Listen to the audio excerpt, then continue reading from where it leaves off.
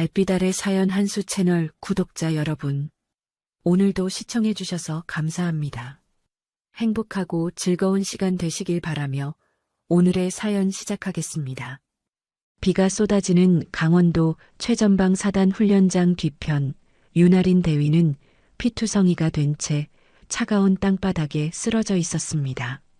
얼굴과 팔에는 선혈이 번져 있었고 군복은 여기저기 찢겨 있었죠. 빗물과 피가 뒤섞여 흘러내리는 모습은 차마 눈뜨고 보기 힘든 광경이었어요. 4월 중순의 봄비는 차가웠고 그 차가운 빗물이 할인의 상처를 씻어내며 땅으로 스며들었습니다. 대위님, 대위님, 정신 좀 차리세요. 할인의 후임인 송혜진 중사가 울먹이며 외쳤습니다. 혜진의 손은 떨리고 있었어요. 26살의 젊은 중사는 이런 상황을 처음 마주했죠.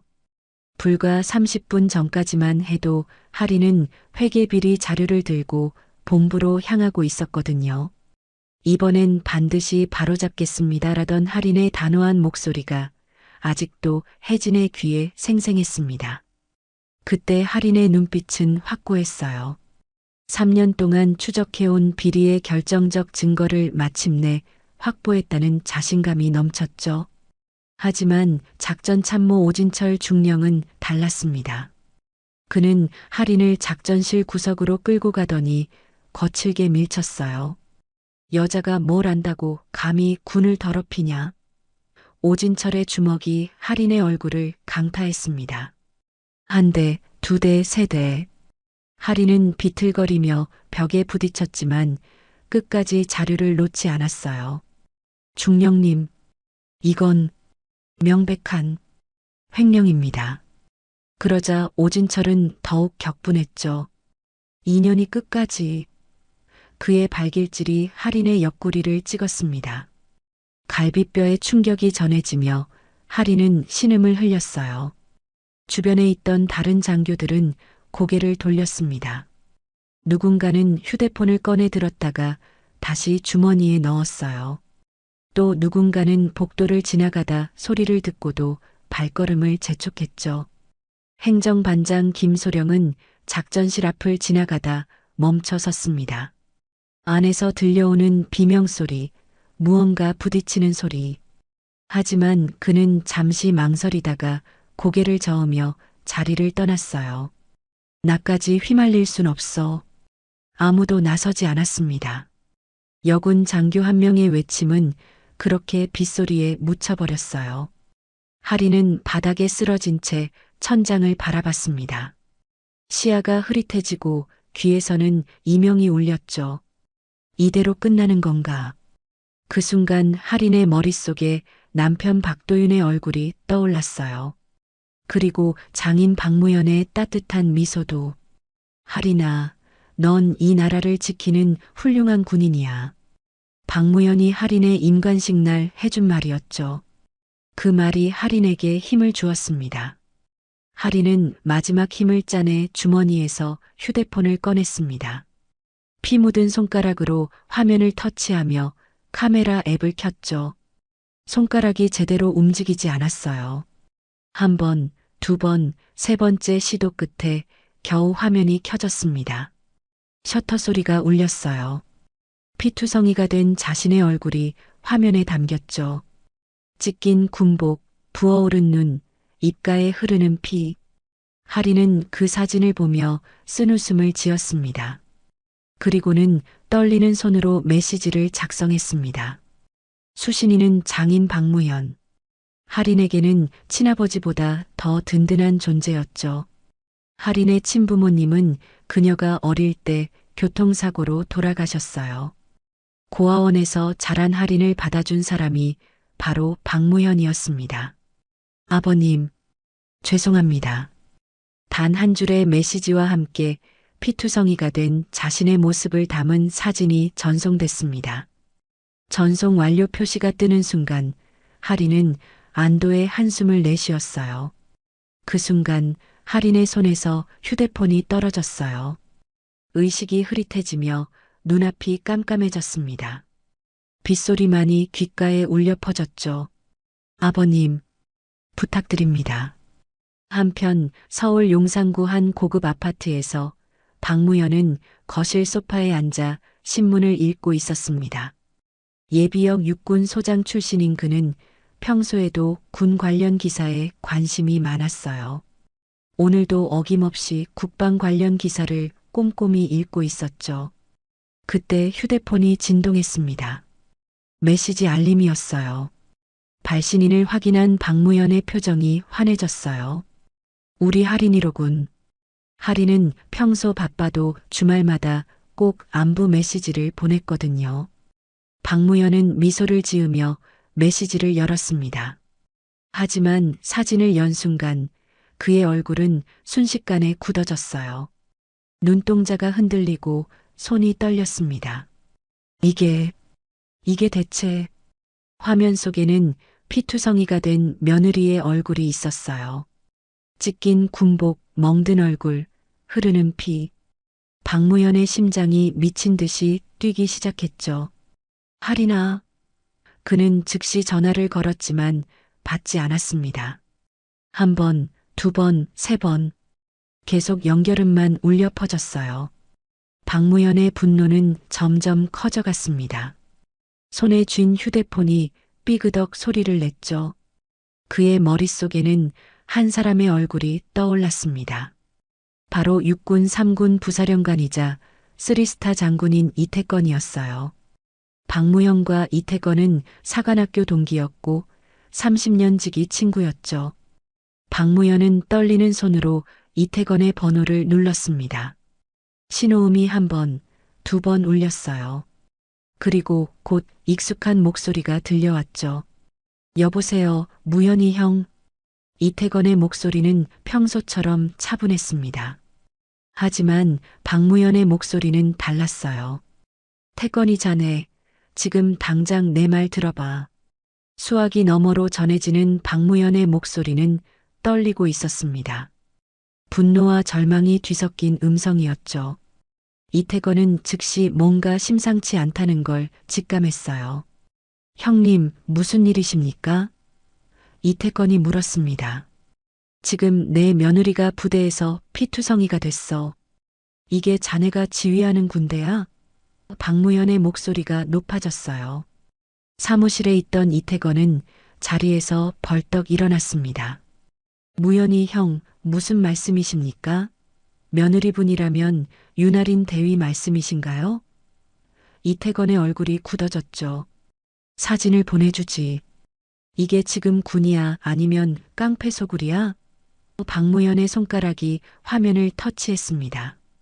전송 버튼을 누르는 순간 그의 눈에서는 눈물이 흘러내렸어요. 30년 군 생활을 하며 한 번도 눈물을 보인 적 없던 박무현이었습니다. 하지만 지금은 달랐죠. 딸처럼 아끼던 며느리가 피투성이가 된 모습을 보고 참을 수가 없었어요. 몇 초 후 이태건의 휴대폰에 사진이 도착했습니다. 화면을 확인하는 순간 이태건의 눈빛이 변했어요.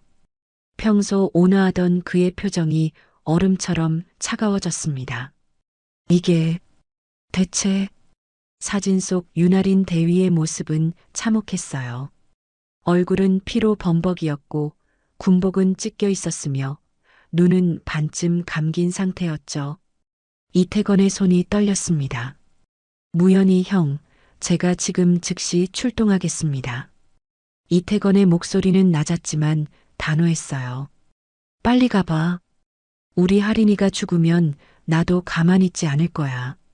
박무현의 경고는 협박이 아니었습니다. 진심이었죠. 통화가 끊긴 후 이태건은 즉시 보좌관실로 뛰어갔어요. 한기철 대령. 이태건이 외쳤습니다. 보좌관 한기철 대령이 황급히 일어났어요. 예, 장군님.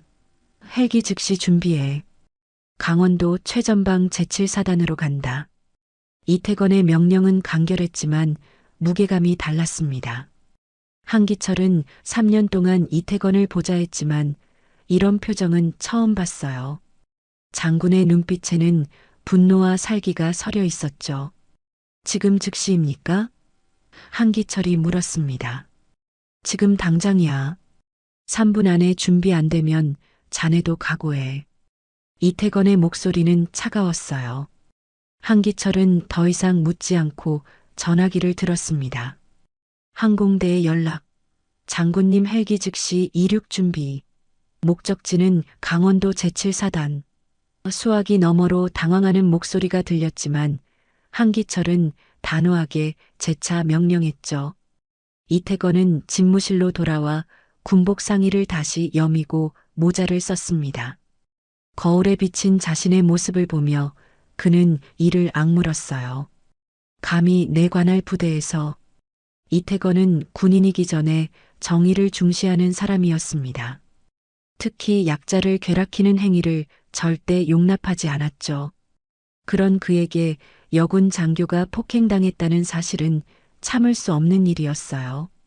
5분 후 군단 본부 옥상 헬기장에 검은색 UH-60 헬기 세대가 대기하고 있었습니다. 엔진이 예열되며 굉음이 울려 퍼졌어요. 이태건이 헬기로 걸어가자 조종사들이 일제히 경례를 올렸습니다. 장군님, 준비 완료했습니다. 이태건은 고개를 끄덕이고 헬기에 올랐어요. 헬기 블레이드가 회전하기 시작했습니다. 굉음과 함께 바람이 사방으로 휘몰아쳤죠. 헬기가 천천히 떠오르며 서울 상공을 가로질렀어요.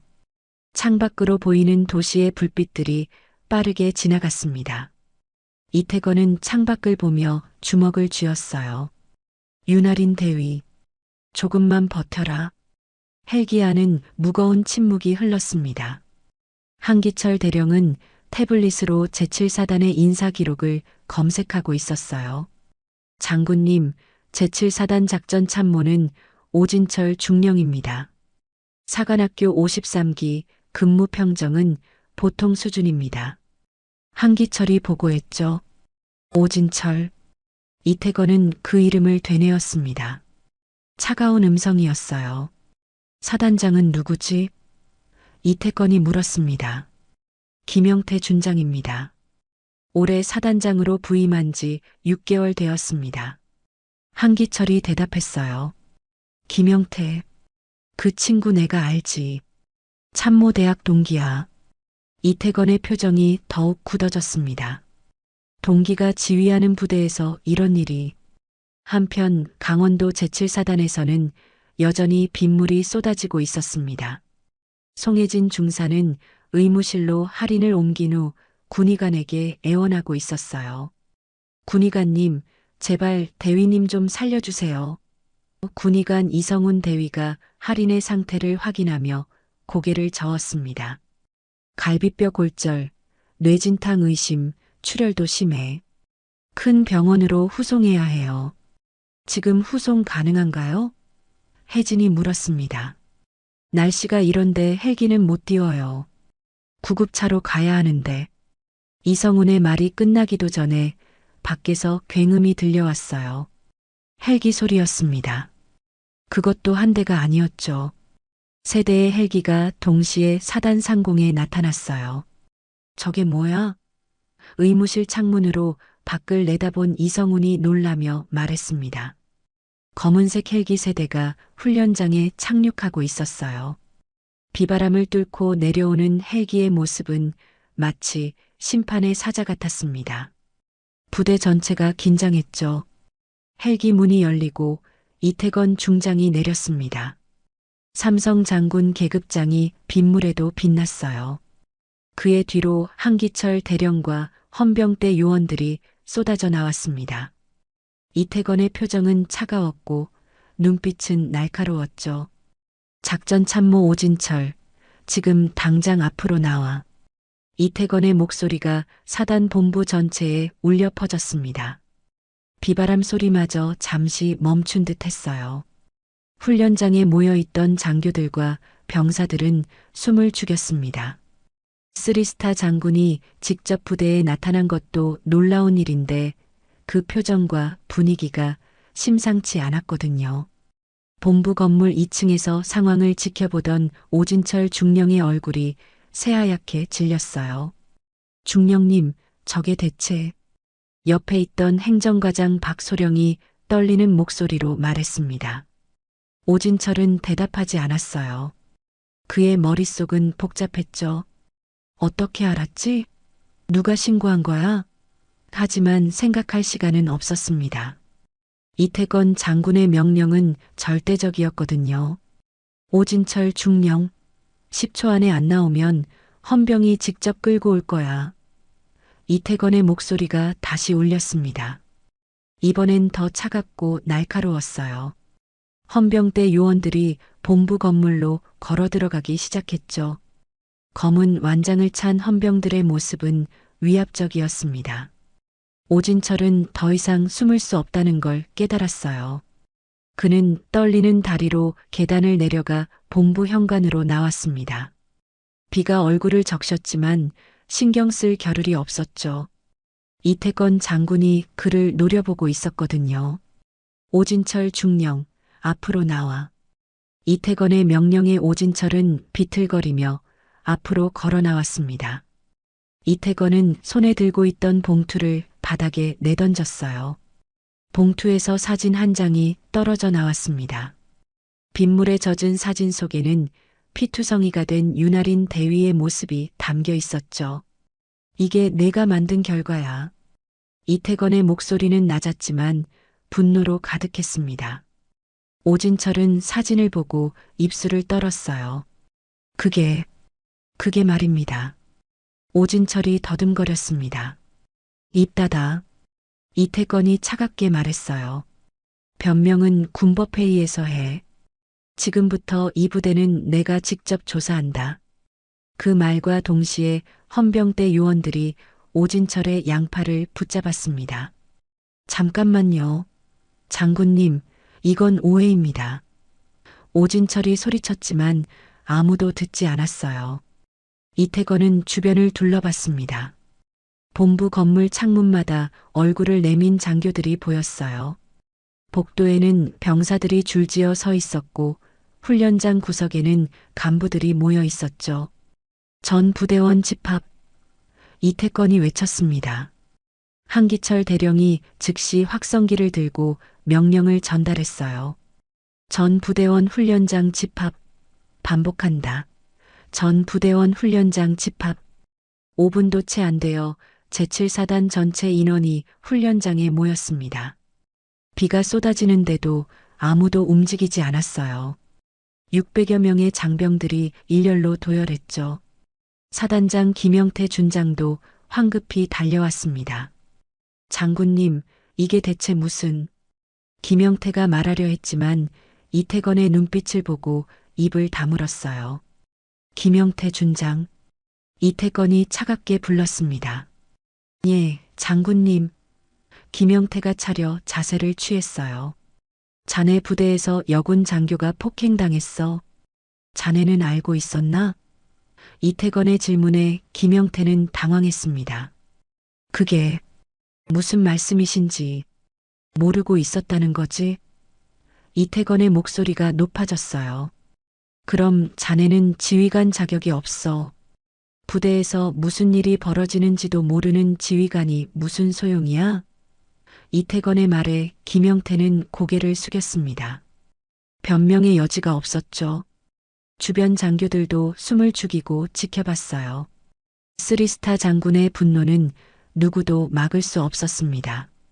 이태건은 도열한 장병들을 향해 걸어갔어요. 빗속을 천천히 걸으며 하나하나 얼굴을 살폈습니다. 군복은 명예야. 이태건이 말했어요. 우리가 입은 이 군복은 나라를 지키겠다는 약속이야. 그런데 그걸 더럽힌 놈이 누군지 오늘 다 밝힌다. 그의 목소리는 훈련장 전체에 울려 퍼졌습니다. 윤아린 대위를 아는 사람? 이태건이 물었어요. 잠시 침묵이 흘렀습니다. 그때 한 명의 중사가 손을 들었죠. 송혜진이었어요. 저요.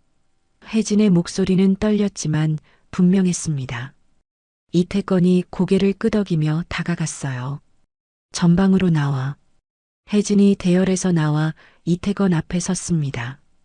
젊은 중사의 눈에는 눈물이 고여 있었어요. 윤아린 대위와 무슨 관계지? 이태건이 물었습니다. 후임입니다, 장군님. 하린 대위님은 제 선임이자 은인이십니다. 혜진의 목소리가 흔들렸죠. 은인? 이태건이 되물었어요. 예, 제가 작년에 개인 사정으로 힘들어할 때 대위님이 많이 도와주셨습니다. 상담도 해주시고 휴가도 배려해주시고. 혜진은 말하다가 울음을 터뜨렸습니다. 그런 대위님이 오늘 더 이상 말을 잇지 못했어요. 이태건은 혜진의 어깨를 가볍게 두드렸습니다. 알겠네. 윤아린 대위는 지금 어디 있나? 이태건이 물었어요. 의무실입니다, 장군님. 혜진이 대답했습니다. 이태건은 즉시 한기철에게 지시했죠. 의무실로 안내해. 예, 장군님. 한기철이 앞장섰습니다. 이태건 일행이 의무실로 향하자 뒤따라 여러 장교들이 몰려들었어요. 하지만 헌병들이 입구를 막아섰죠. 장군님 외출입 금지. 헌병의 단호한 목소리에 아무도 감히 다가가지 못했습니다. 의무실 문을 연 순간 이태건의 표정이 굳어졌어요. 침대에 누워있는 윤아린 대위의 모습은 사진보다 더 참혹했습니다. 얼굴 전체가 부어올랐고 붕대가 여기저기 감겨 있었어요. 산소 마스크를 쓴 채 가쁜 숨을 몰아쉬고 있었죠. 군의관 이성훈 대위가 급히 인사했습니다. 장군님, 환자 상태가 말하게. 이태건이 말했어요. 갈비뼈 세대 골절, 뇌진탕, 안면 타박상, 뇌출혈 의심입니다. 즉시 대형 병원으로 후송해야 합니다. 이성훈의 보고에 이태건은 주먹을 쥐었습니다. 손등에 혈관이 튀어나왔어요. 그때 할인이 희미하게 눈을 떴습니다. 흐릿한 시야에 이태건의 모습이 보였어요. 군님. 할인이 약하게 말했습니다. 이태건은 침대 옆으로 다가가 무릎을 꿇었어요. 대위 나야. 이태건이야. 이제 괜찮아. 할인의 눈에서 눈물이 흘러내렸습니다. 장군님, 죄송합니다. 목소리는 가늘었지만 분명했어요. 이태건은 고개를 저으며 할인의 손을 잡았습니다. 미안해할 건 내가 해야지. 내가 제대로 관리하지 못해서 자네가 이런 일을 당했어. 그의 목소리에는 자책감이 묻어났죠. 아닙니다. 제가 증거를 확보했습니다. 할인이 힘겹게 말을 이었어요. 회계비리, 3년치 자료, 제 사물함에. 말하다가 할인은 기침을 했습니다. 입가에 피가 묻어났죠. 이성훈 군의관이 급히 다가와 할인의 상태를 확인했어요. 장군님, 환자가 말을 하면 안 됩니다. 상태가 악화될 수 있습니다. 이태건은 고개를 끄덕이고 일어섰습니다. 한기철 대령. 예, 장군님. 한기철이 대답했어요. 윤아린 대위 사물함 즉시 확보해. 그리고 헬기 준비시켜. 대위를 수도병원으로 후송한다. 예, 즉시 조치하겠습니다. 한기철이 급히 밖으로 나갔죠.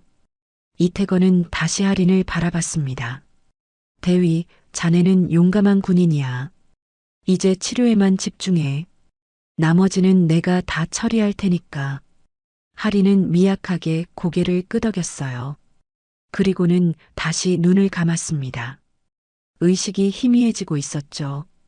군의관, 대위 상태 안정시켜. 헬기 도착하는 즉시 후송한다. 이태건의 명령에 이성훈이 재빠르게 움직였습니다.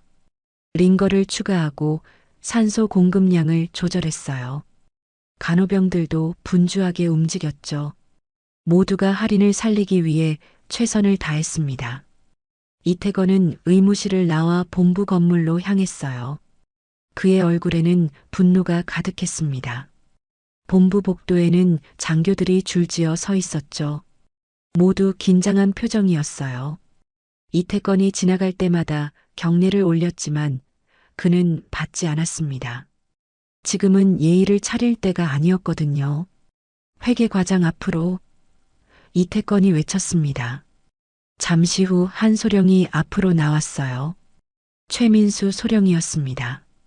40대 중반의 그는 땀을 뻘뻘 흘리고 있었죠. 예, 장군님. 자네가 회계과장이지? 이태건이 물었어요. 예, 그렇습니다. 그럼 자네 부서에서 비리가 있었다는 걸 몰랐나? 이태건의 질문에 최민수는 말문이 막혔습니다. 그게 대답 못하는 걸 보니 알고 있었거나 아니면 공범이거나 둘 중 하나겠군. 이태건의 말에 최민수의 얼굴이 창백해졌어요. 아닙니다. 저는 정말 몰랐습니다. 최민수가 급히 변명했습니다. 몰랐다고? 3년 동안 자네 코앞에서 벌어진 일을 몰랐다는 게 말이 되나? 이태건의 목소리가 높아졌죠. 주변 장교들이 더욱 긴장했습니다. 윤아린 대위가 자네한테 뭔가 보고한 적 있지? 최민수는 침묵했어요. 사실 하리는 여러 차례 회계장부의 이상함을 지적했었습니다. 하지만 최민수는 묵살했죠. 오진철 중령의 눈치를 봤거든요. 대답 안 하는 걸 보니 있었다는 거군. 이태건이 냉소를 지었습니다. 자네도 조사 대상이야. 헌병, 최민수 소령 감금. 장군님, 저는 정말. 최민수가 항변하려 했지만 헌병들이 그를 붙잡았어요. 순식간에 수갑이 채워졌습니다. 최민수는 끌려가며 계속 소리쳤지만 아무도 거들떠보지 않았죠. 다른 장교들은 숨을 죽이고 서 있었습니다. 누가 다음 차례가 될지 몰랐거든요. 한기철 대령이 서류 봉투를 들고 돌아왔습니다. 장군님, 윤아린 대위 사물함에서 발견했습니다. 봉투 안에는 두꺼운 서류 뭉치가 들어 있었어요. 이태건은 서류를 펼쳐봤습니다. 회계장부 사본, 거래 내역서, 통장 사본, 녹음 파일이 담긴 USB까지. 증거는 명백했죠. 이게 3년치야? 이태건이 물었습니다. 예, 2022년부터 2025년까지입니다. 한기철이 대답했어요. 이태건은 서류를 한 장 한 장 넘기며 확인했습니다. 부대 운영비에서 수백만 원씩 빠져나간 기록들이 보였죠. 명목은 다양했지만 실제로는 개인 계좌로 입금된 흔적이 역력했어요. 오진철 중령 계좌로 들어간 돈이 얼마지? 이태건이 물었습니다. 한기철이 계산기를 두드렸어요. 대략 8천만 원 정도로 보입니다. 장군님. 8천만 원. 이태건은 서류를 탁자에 내려놓았습니다. 이 돈으로 부대원들 복지를 얼마나 개선할 수 있었을까? 그때 밖에서 소란스러운 소리가 들렸습니다. 누군가 고함을 지르고 있었어요. 내 말 좀 들어봐. 장군님께 직접 말씀드려야 해. 이태건이 밖으로 나가자 한중이가 헌병들에게 붙잡혀 있었습니다. 행정반 소속 정우진 중이었죠. 무슨 일인가? 이태건이 물었습니다. 정우진은 이태건을 보자 눈물을 글썽였어요. 장군님, 저도 증인입니다. 증인? 이태건이 되물었습니다. 예, 저도 오진철 중령이 할인 대위님을 때리는 걸 봤습니다. 정우진의 고백에 주변이 술렁거렸어요. 이태건은 헌병들에게 손짓을 했습니다. 헌병들이 정우진을 놓아줬죠. 자세히 말해보게. 이태건이 말했습니다. 정우진은 떨리는 목소리로 증언을 시작했어요. 오늘 오후 3시쯤이었습니다. 작전실 앞을 지나가는데 안에서 소리가 들렸습니다. 누군가 맞는 소리 같았어요. 그래서 이태건이 물었습니다. 문틈으로 봤습니다. 오진철 중령이 할인 대위님을 벽에 밀어붙이고 주먹으로 때리고 있었습니다. 대위님은 피를 흘리며 쓰러져 있었고 정우진은 말하다가 흐느꼈습니다. 그런데 저는 그냥 지나쳤습니다. 겁이 났어요. 중령님한테 밉보일까봐. 자네만 그런 게 아니야. 이태건이 말했습니다. 다른 사람도 봤나? 예, 행정과장 박소령도 지나가다 멈춰 섰었습니다. 하지만 곧 자리를 떠났습니다. 정우진의 증언에 이태건의 얼굴이 더욱 굳어졌어요. 박소령도 데려와. 몇 분 후 박소령이 끌려왔습니다. 그는 이미 관찰했다는 듯 고개를 숙이고 있었어요. 박소령, 자네도 봤지? 이태건이 물었습니다. 박소령은 대답하지 않았습니다. 대답 안 하면 공범으로 간주한다. 이태건의 경고에 박소령이 마침내 입을 열었어요. 봤습니다. 하지만 제가 뭘 할 수 있었겠습니까? 박소령의 목소리는 비겁했습니다. 할 수 있는 게 많았어. 이태건이 차갑게 말했어요. 신고할 수도 있었고, 말릴 수도 있었고, 최소한 의무실에 연락이라도 할 수 있었지. 하지만 자넨 아무것도 안 했어. 박소령은 고개를 더욱 숙였습니다. 변명의 여지가 없었어요. 이태건은 한숨을 내쉬며 주변을 둘러봤습니다. 이 부대에 양심 있는 사람이 아무도 없나? 그의 목소리에는 실망이 묻어났죠. 장교들은 모두 침묵했습니다.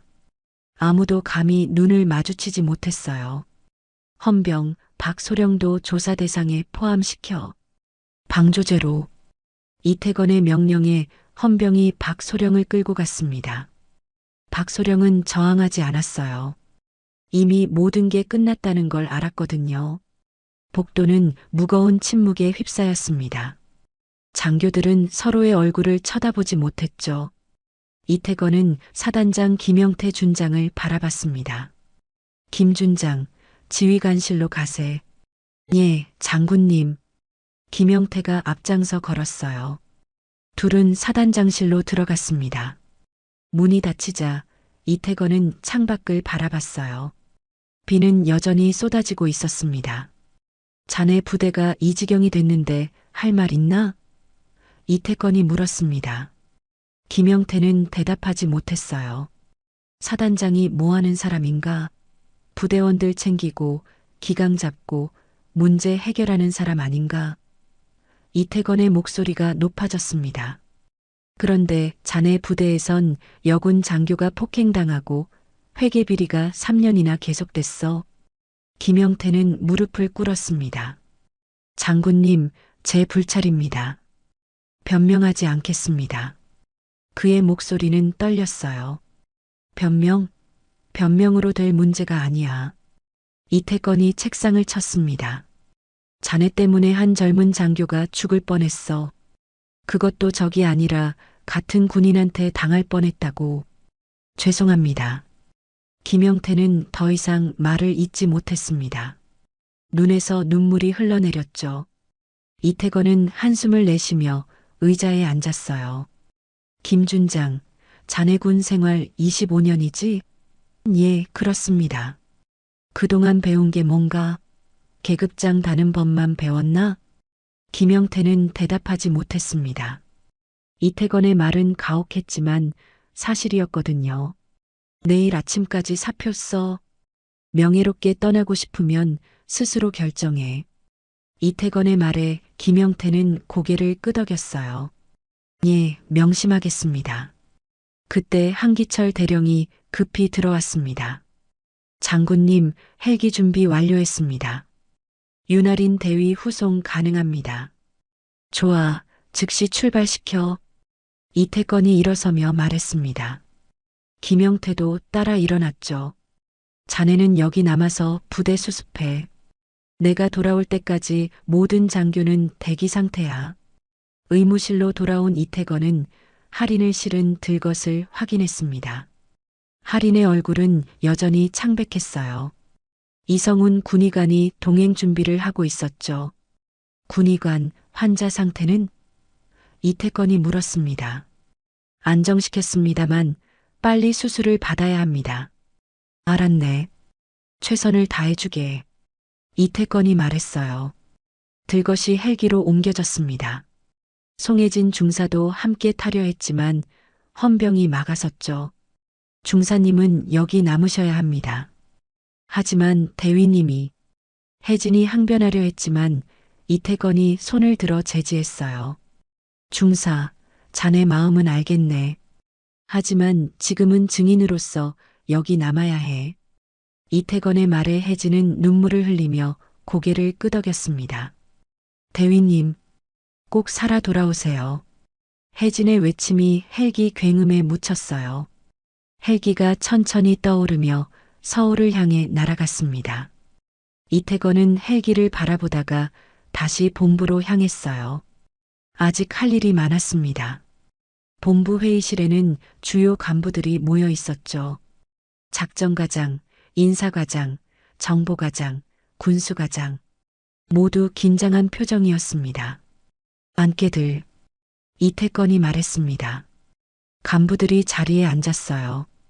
오늘부터 이 부대는 특별조사를 받는다. 군단 감찰실과 헌병대가 합동으로 진행할 거야. 이태건의 선언에 회의실이 술렁거렸습니다. 모든 회계장부, 인사기록, 작전 일지를 제출해.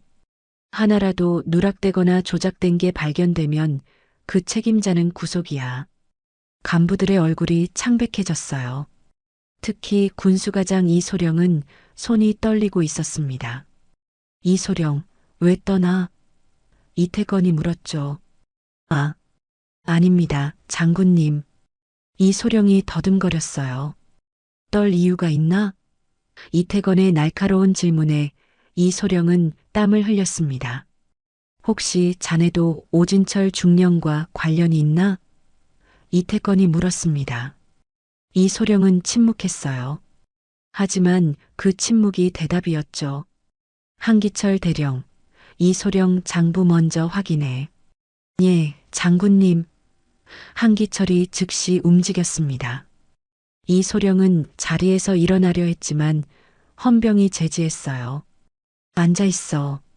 도망갈 생각 말고. 이태건의 명령에 이소령은 다시 앉았습니다. 다른 간부들도 불안한 표정으로 서로를 쳐다봤죠. 나머지 분들은 깨끗하길 바래. 만약 비리에 연루됐다면 지금이라도 자수해. 그게 자네들한테 유리할 거야.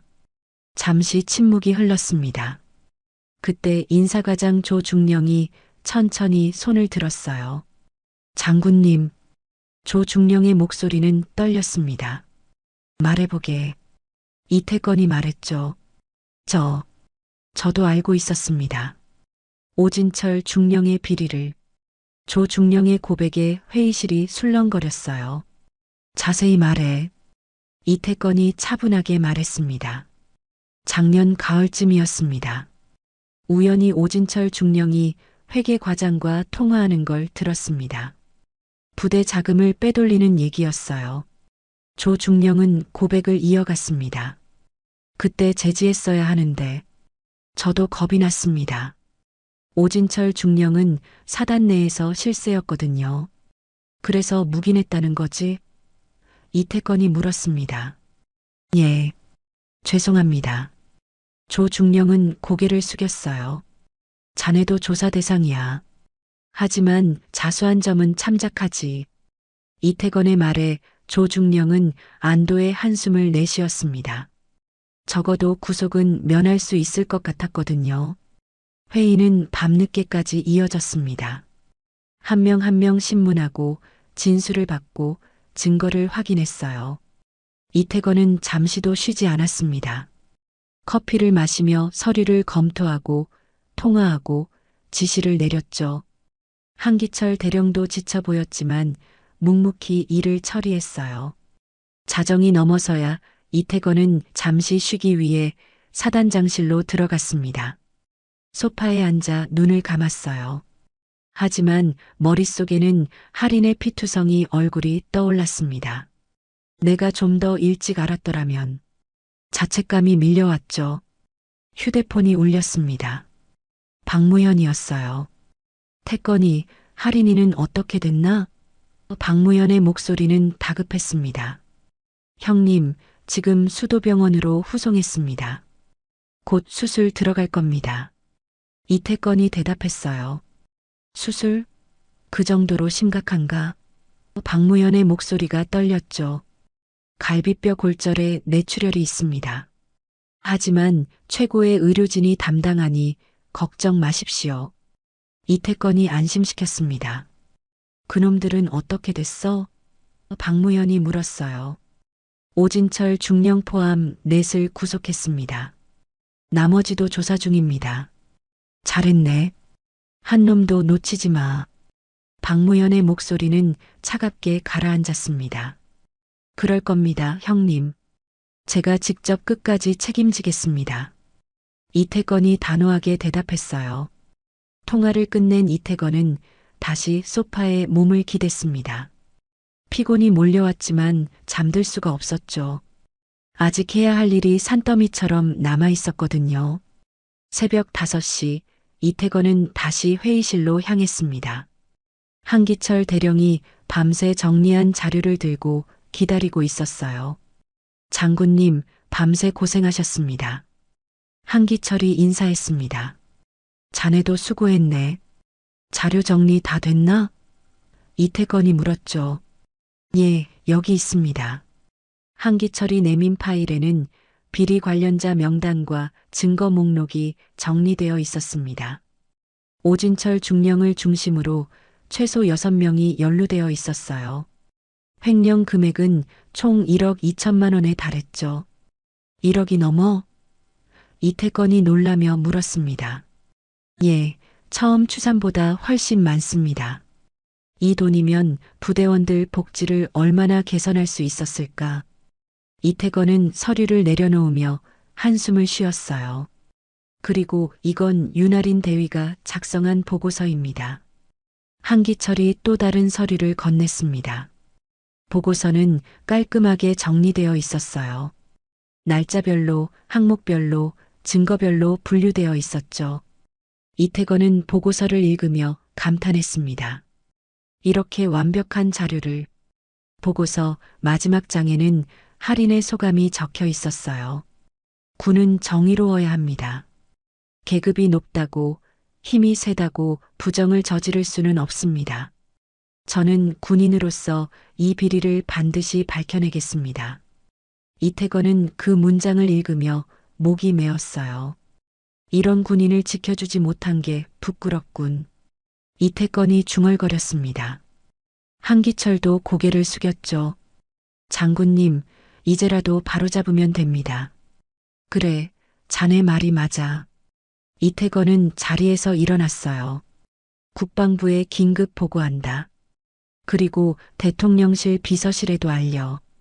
예, 즉시 조치하겠습니다. 한기철이 밖으로 나갔습니다. 이태건은 창밖을 바라봤어요.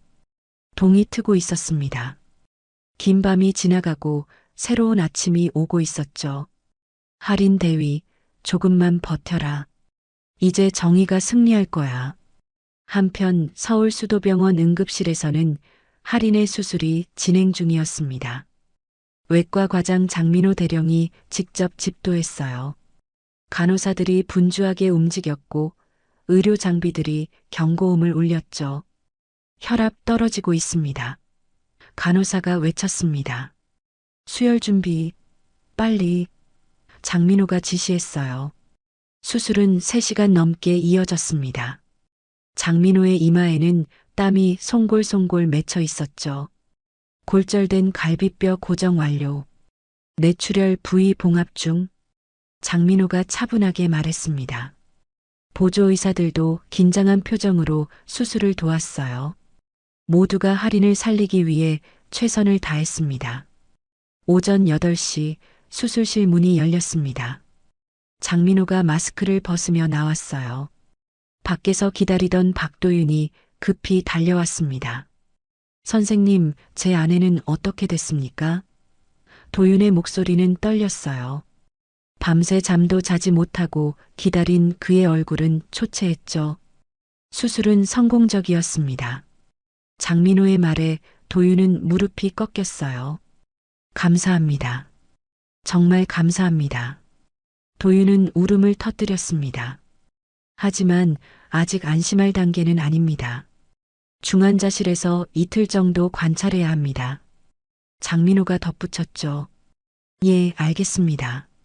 제가 곁에 있겠습니다. 도윤이 고개를 끄덕였습니다.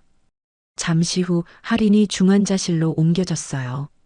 온몸에 붕대를 감고 각종 의료 장비에 연결된 모습이었습니다. 도윤은 유리창 너머로 아내를 바라봤어요. 눈물이 멈추지 않았죠.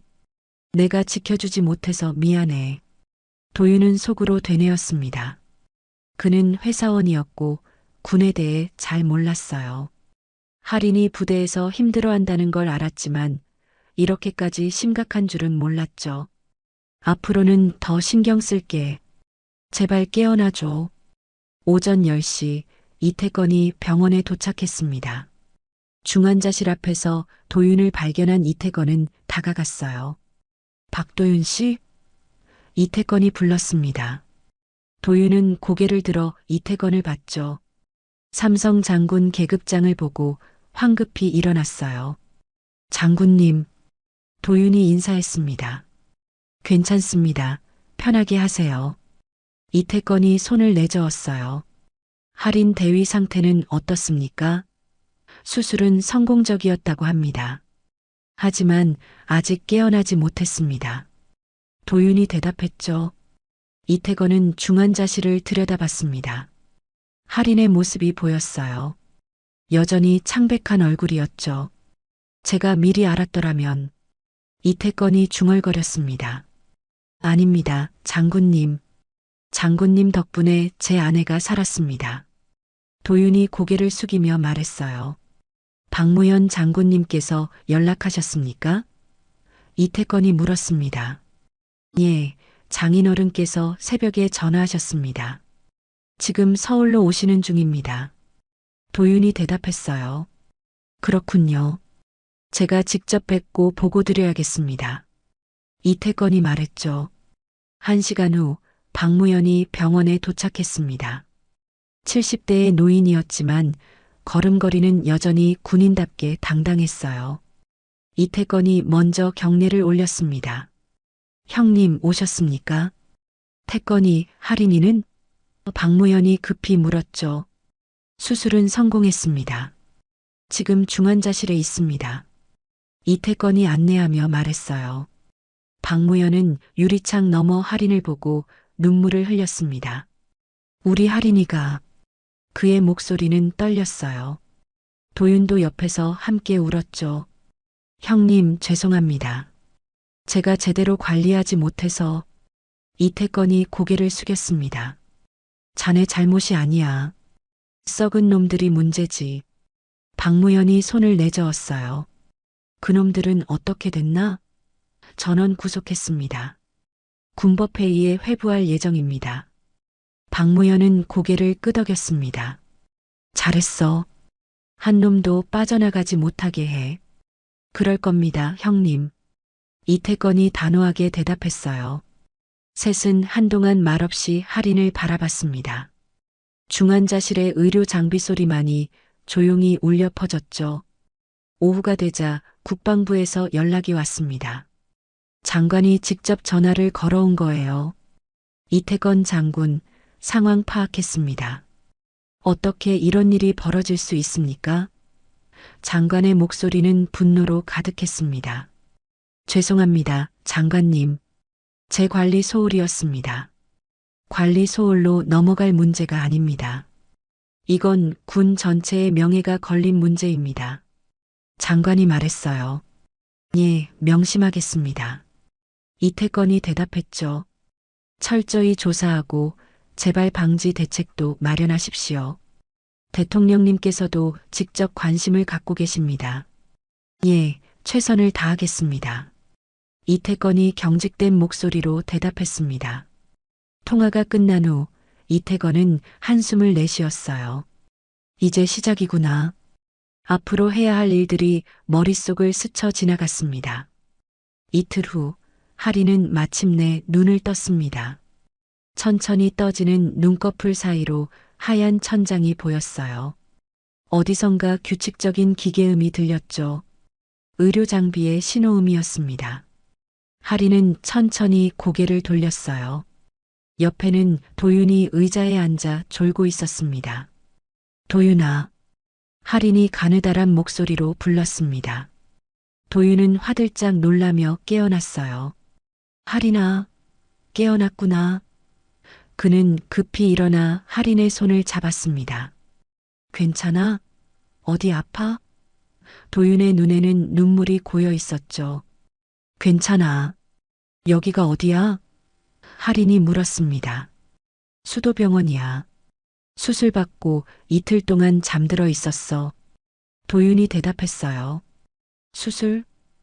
하린은 천천히 기억을 되살렸습니다. 오진철 중령의 폭행, 피투성이가 된 자신, 장인에게 보낸 메시지. 모든 게 선명하게 떠올랐죠. 자료는? 내가 준비한 자료는? 하린이 급히 물었습니다. 걱정 마. 이태건 장군님이 다 확보하셨어. 그리고 오진철 중령은 구속됐어. 도윤의 말에 하린은 안도의 한숨을 내쉬었어요. 다행이다. 눈물이 볼을 타고 흘러내렸습니다. 울지 마. 이제 다 끝났어. 도윤이 하린의 눈물을 닦아주었습니다. 아니야. 이제 시작이야. 하린이 작은 목소리로 말했어요. 뭐가? 도윤이 물었죠. 진짜 군대를 바꾸는 일이. 하린은 말하다가 기침을 했습니다. 도윤이 급히 물을 가져다 줬어요. 간호사가 들어와 하린의 상태를 확인했습니다. 대위님 깨어나셨군요. 기분이 어떠세요? 좀 아프긴 하지만 견딜만해요. 하린이 대답했습니다. 잘 참으셨습니다. 회복이 빠른 편이에요. 간호사가 미소 지으며 말했죠. 의사 장민호가 회진을 왔습니다. 윤아린 대위, 의식이 돌아왔다니 다행입니다. 감사합니다, 선생님. 하린이 고개를 숙였어요. 아직 무리하시면 안 됩니다. 최소 2주일은 안정을 취하셔야 합니다. 장민호가 당부했죠. 오후가 되자 박무연이 병실을 찾아왔습니다. 하린아. 박무연의 목소리는 떨렸어요. 아버님. 하린도 울먹였습니다. 박무연은 하린의 침대 옆에 앉아 손을 잡았어요. 고생했구나. 정말 많이 고생했어. 죄송해요, 아버님. 걱정 끼쳐드렸어요. 하린이 말했습니다. 무슨 소리야? 자네는 잘못한 게 없어. 잘못한 건 그 썩은 놈들이지. 박무연의 목소리에는 분노가 서려 있었죠. 아버님, 저 군대가 바뀔 수 있을까요? 박무연은 잠시 침묵했습니다. 그리고는 단호하게 대답했어요. 바뀔 거야. 자네 같은 군인이 있는 한 반드시 바뀔 거야. 제가 뭘 할 수 있을까요? 하린이 물었습니다. 일단 회복부터 해. 그 다음은 그때 가서 생각하자. 이태건도 병실을 방문했습니다. 윤아린 대위 깨어났다니 다행입니다. 장군님, 감사합니다. 하린이 격려를 하려 했지만 이태건이 제지했어요. 지금은 환자니까 편히 쉬세요. 장군님, 비리 조사는 어떻게 됐습니까? 전부 밝혀냈습니다. 오진철 중령 외에 5명이 더 연루되어 있었어요. 횡령 금액은 총 1억 2천만 원입니다. 이태건의 보고에 하린은 놀랐습니다. 1억이 넘어요? 예, 대위가 추적한 것보다 더 많았습니다. 그 사람들은? 하린이 물었습니다. 전원 군법회의에 회부됩니다. 최소 10년 이상 복역하게 될 겁니다. 이태건이 말했어요. 잘 됐네요. 하린은 안도했습니다. 대위의 공로가 큽니다.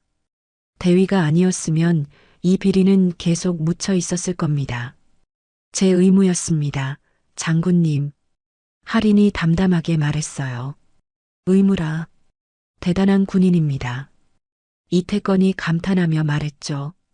그런데 장군님, 제가 궁금한 게 있습니다. 무엇입니까? 왜 그렇게 빨리 오셨어요? 장인어른께서 연락하신 지 1시간도 안 돼서 도착하셨잖아요. 이태건은 미소를 지었습니다. 박무현 장군님은 저의 은인입니다. 제가 소위 시절 실수로 큰 문제를 일으켰을 때 장군님이 구해주셨어요. 그 은혜를 평생 잊을 수 없습니다. 그런 사연이 할인이 놀라며 말했어요. 그리고 대위는 제 관할 부대 소속입니다. 제 부대원을 지키는 건 제 의무죠. 이태건이 단호하게 말했습니다. 할인은 고개를 숙였어요. 감사합니다, 장군님. 정말 감사합니다. 천만에요. 이제 푹 쉬세요. 일주일이 지나고 할인은 일반 병동으로 옮겨졌습니다.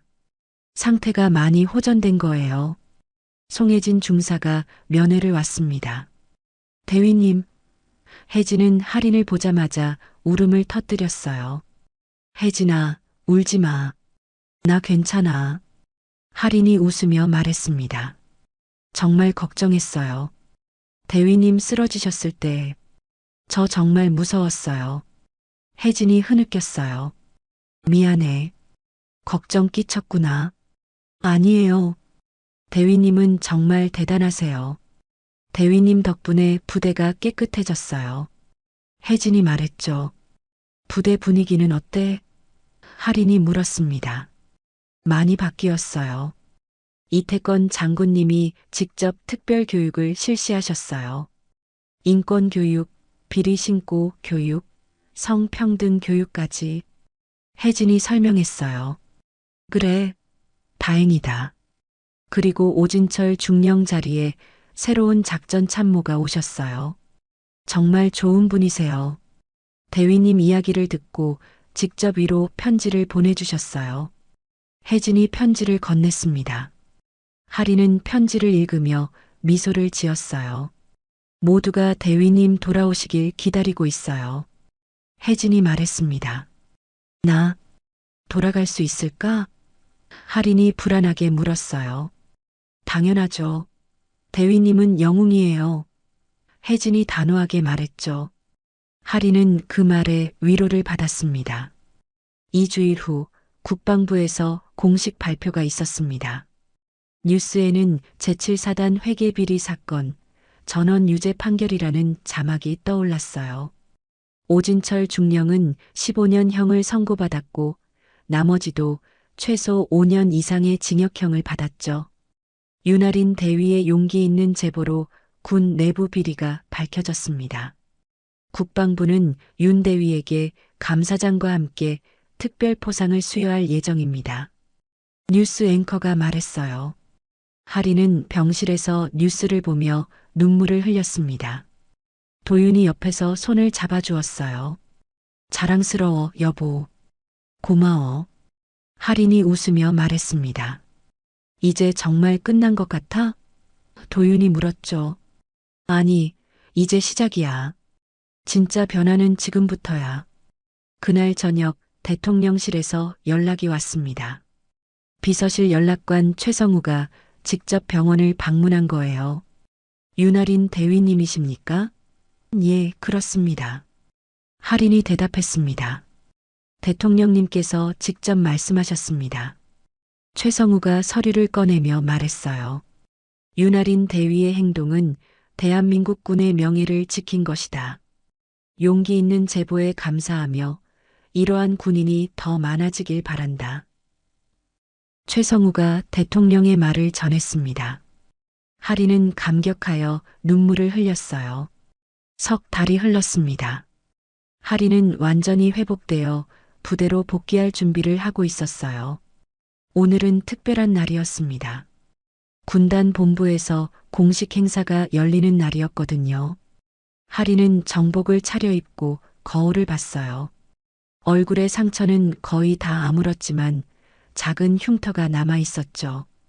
여보, 준비됐어? 도윤이 물었습니다. 응, 됐어. 할인이 대답했어요. 떨려? 조금. 아니, 많이 떨려. 할인이 솔직하게 말했습니다. 도윤은 할인의 어깨를 감싸 안았어요. 괜찮아. 난 내가 정말 자랑스러워. 차를 타고 군단 본부로 향했습니다. 도착하자 많은 사람들이 모여 있었어요. 기자들, 군 관계자들, 부대원들, 모두가 할인을 기다리고 있었죠. 할인이 차에서 내리자 송혜진 중사가 달려왔습니다. 대위님, 혜진의 얼굴은 기쁨으로 가득했어요. 혜진아, 할인이 반갑게 인사했습니다. 두 사람은 껴안았죠. 보고 싶었어요, 대위님. 나도 보고 싶었어. 할인이 눈물을 닦으며 말했어요. 주변 사람들도 박수를 보냈습니다. 따뜻한 환영이었죠. 행사장으로 들어가자 정면에 단상이 설치되어 있었습니다. 태극기와 군기가 나란히 걸려 있었어요. 객석에는 수백 명의 장병들이 앉아 있었죠. 모두가 할인을 주목했습니다. 할인은 떨리는 다리로 지정된 자리에 앉았어요. 사회자가 마이크를 잡았습니다. 지금부터 윤아린 대위 포상식을 시작하겠습니다. 장내가 조용해졌어요. 먼저 이태건 군단장님께서 말씀하시겠습니다. 이태건이 단상으로 올라갔습니다. 그의 표정은 엄숙했지만 따뜻했어요. 오늘 우리는 한 명의 용감한 군인을 기리기 위해 모였습니다. 이태건의 목소리가 울려 퍼졌어요. 윤아린 대위는 불의를 보고 침묵하지 않았습니다. 개인의 안전을 희생하면서까지 진실을 밝혀냈죠. 이것이 진정한 군인의 모습입니다. 군복은 단순한 옷이 아닙니다. 국가와 국민을 지키겠다는 약속입니다. 하지만 때로는 그 군복이 더럽혀질 때가 있습니다. 바로 우리 내부의 적, 부패와 비리에 의해서 말입니다. 이태건의 말에 청중들이 고개를 끄덕였어요. 윤아린 대위는 그 더러움을 씻어냈습니다. 피를 흘리면서도 고통받으면서도 끝까지 싸웠습니다. 그 결과 우리 군은 더 깨끗해졌고 더 강해졌습니다. 이태건이 할인을 바라봤어요. 대위, 앞으로 나오십시오. 할인은 천천히 일어나 단상으로 걸어갔습니다. 떨리는 다리였지만 걸음은 당당했어요. 단상에 오르자 이태건이 훈장 상자를 열었습니다. 안에는 국방훈장 3일장이 들어있었죠. 붉은 리본에 매달린 훈장은 햇빛을 받아 빛났습니다. 대한민국 육군 윤아린 대위에게 국방훈장 3일장을 수여합니다. 이태건이 훈장을 할인의 가슴에 달아주었어요. 할인은 고개를 숙여 감사를 표했습니다. 장내에 박수가 터져 나왔죠. 우레와 같은 박수였습니다. 박무현도 객석에서 일어나 박수를 쳤어요. 그의 눈에는 눈물이 고여 있었습니다. 도윤도 감격하여 울고 있었죠. 할인은 그들을 보며 미소를 지었어요. 이제 윤아린 대위께서 한 말씀 하시겠습니다. 사회자가 말했습니다. 할인은 마이크 앞에 섰어요. 잠시 침묵이 흘렀습니다. 무슨 말을 해야 할까 고민하던 할인은 천천히 입을 열었어요. 저는 특별한 사람이 아닙니다. 할인의 목소리는 떨렸지만 분명했어요. 그저 군인으로서 해야 할 일을 했을 뿐입니다. 군인이란 무엇일까요? 계급장을 다는 거? 명령에 복종하는 거? 할인이 물었습니다. 물론 그것도 중요합니다. 하지만 더 중요한 건 양심입니다. 옳고 그름을 구분하는 능력, 그리고 그것을 실천하는 용기입니다. 저는 3년 동안 비리를 목격했습니다. 처음엔 두려웠어요. 제가 뭘 할 수 있을까, 혼자서 감당할 수 있을까 고민했죠. 할인의 목소리에 감정이 실렸어요. 하지만 포기할 수 없었습니다. 왜냐하면 저는 군인이니까요. 군인은 적과 싸우는 사람만이 아닙니다. 때로는 내부의 부정과 싸워야 합니다. 그것이 더 힘들 수도 있어요. 하지만 그것이 진정한 군인의 의무입니다. 할인의 말에 청중들이 숙연해졌어요. 저는 오늘 이 훈장을 받지만 이건 제 혼자만의 공이 아닙니다. 할인이 혜진을 바라봤어요. 송혜진 중사가 없었다면 저는 그날 죽었을 겁니다. 이태건 장군님이 없었다면 진실은 묻혔을 겁니다. 박무현 장군님이 없었다면 저는 포기했을 거예요. 박무현은 자리에서 일어나 할인에게 경례를 올렸습니다. 예비역이었지만 그 경례는 현역 못지않게 정확했어요. 할인도 답례했죠. 장례가 다시 박수로 가득 찼습니다. 여러분, 우리 군대는 아직 완벽하지 않습니다. 할인이 계속 말했어요. 하지만 변화하고 있습니다. 그 변화를 만드는 건 계급이 아니라 양심입니다. 힘이 아니라 용기입니다. 저는 약속합니다. 앞으로도 정의로운 군인으로 살겠습니다. 그리고 여러분도 함께 해주시길 바랍니다. 할인이 경례를 올렸습니다. 장내의 모든 군인들이 일제히 일어나 답례했어요. 그 순간은 장엄했습니다. 수백 명의 군인들이 하나가 되어 정의를 향해 경례하는 모습이었죠. 행사가 끝나고 할인은 복도에서 이태건을 만났습니다. 장군님 감사합니다. 할인이 고개를 숙였어요. 대위가 잘한 겁니다. 저는 당연한 일을 했을 뿐이죠. 이태건이 웃으며 말했습니다. 앞으로 계획은 어떻게 되나요? 부대로 복귀하려고 합니다. 할인이 대답했어요. 제7사단으로? 예, 거기가 제 자리니까요. 할인의 대답에 이태건은 놀랐습니다. 힘든 기억이 많을 텐데. 바로 그래서입니다. 장군님. 저는 그곳을 바꾸고 싶어요. 진짜 변화는 현장에서 일어나니까요. 이태건은 감동했습니다. 대단한 군인입니다. 정말. 아닙니다. 그저 군인다운 군인이고 싶을 뿐입니다. 할인이 겸손하게 말했죠. 그럼 제가 사단장을 교체하겠습니다. 대위가 일하기 좋은 환경을 만들어주겠습니다. 감사합니다, 장군님. 할인이 경례를 올렸어요. 이태건도 답례했습니다. 두 군인의 경례는 서로에 대한 존경의 표시였죠. 저녁이 되자 가족들이 모여 조촐한 축하 자리를 가졌습니다. 박무현, 도윤, 그리고 할인. 셋은 식탁에 둘러앉아 이야기를 나눴어요. 할인아, 정말 자랑스럽구나. 박무현이 말했습니다. 아버님 덕분입니다. 아버님이 가르쳐 주신 대로 했을 뿐이에요. 내가 뭘 가르쳤나? 박무현이 물었어요.